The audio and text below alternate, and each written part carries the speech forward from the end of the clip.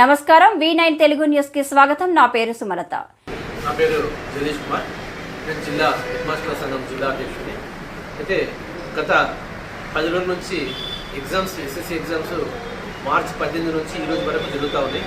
అన్ని ఎగ్జామ్స్ కూడా రాష్ట్ర విద్యాశాఖ ఏదైతే ఆదేశాలు ఇచ్చిందో ఆ యొక్క ఆదేశాల ప్రకారము ప్రశాంతంగా పరీక్షలు పకడ్బందీగా నిర్వహించడం జరిగింది.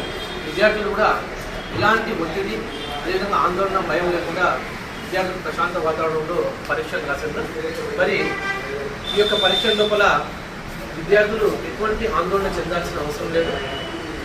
ఎగ్జామ్స్ ఈరోజు ఆఖరి ఎగ్జామ్స్ రాసిన తర్వాత ఎవరైనా కూడా ఖచ్చితంగా వాళ్ళు పాస్ అవుతారు. ఒకవేళ పాస్ కాకుండా కూడా విద్యార్థులు భయపడాల్సిన అవసరం లేదు, ఆందోళన చెందాల్సిన అవసరం లేదు.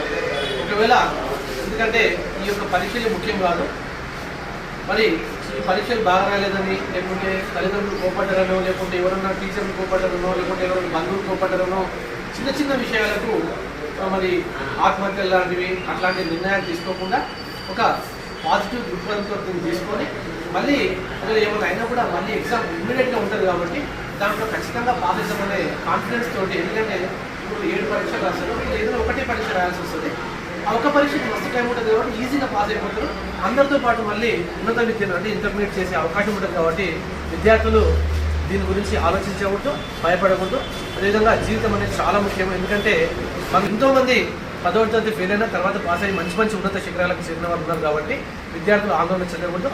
మరి ముఖ్యంగా మా యొక్క జిల్లా విద్యాశాఖ అదేవిధంగా రాష్ట్ర విద్యాశాఖ చెప్పిన నియమాలు కానీ ఆదేశాలు కానీ చాలా చక్కగా పాటించి అందరూ కూడా ప్రతి ఒక్కరు కూడా విధులను చక్కగా నిర్వర్తించారు. ఎలాంటి డిస్టర్బెన్స్ లేకుండా ప్రశాంత వాతావరణంలో ఏదైతే ఇంటర్మీడియట్ ముగిసిందో అదేవిధంగా 10th క్లాస్ కూడా ముగిసింది.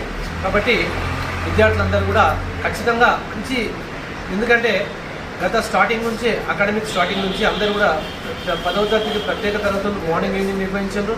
అనేక రకాల స్లిప్ టెస్టులు నిర్వహించారు. అదేవిధంగా ప్రీఫైనల్ 1, ప్రీఫైనల్ 2 నిర్వహించి చాలా స్టడీ అవర్స్ ఉన్నాయి. కాబట్టి విద్యార్థులందరూ కూడా తప్పకుండా 90% రిజల్ట్ ఈసారి ఖచ్చితంగా వస్తుందని చెప్పేసి మేము భావిస్తా ఉన్నాము. కాబట్టి విద్యార్థులందరూ కూడా దీనికి ఆందోళన చెందాల్సిన అవసరం లేదు. మరిన్ని తాజా వార్తల విశేషాల కోసం మా ఛానల్ని సబ్స్క్రైబ్ చేసుకోండి. ధన్యవాదములు.